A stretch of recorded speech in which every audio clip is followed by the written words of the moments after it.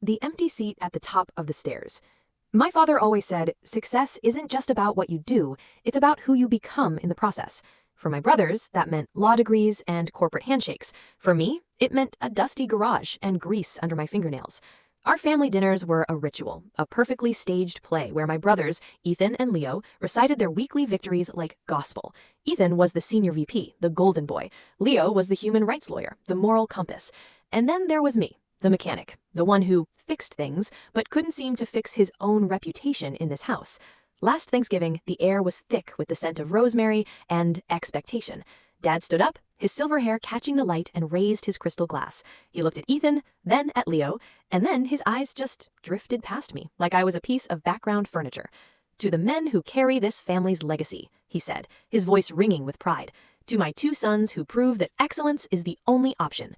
The silence that followed wasn't quiet, it was deafening. My mother's fork hit her plate with a sharp clink. Ethan looked at his wine, Leo looked at the ceiling.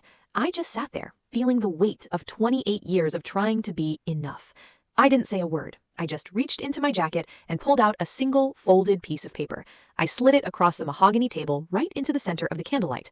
"I'm opening my third shop next month, Dad," I said, my voice steady for the first time in my life. "It's a franchise deal. We're going national. I've signed the contract for $5 million upfront."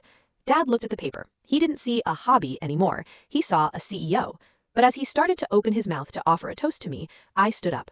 "Keep the seat, Dad," I whispered. "I've already built my own table." I walked out into the cool November air, and for the first time, I didn't feel like I was leaving anything behind. I was finally moving forward.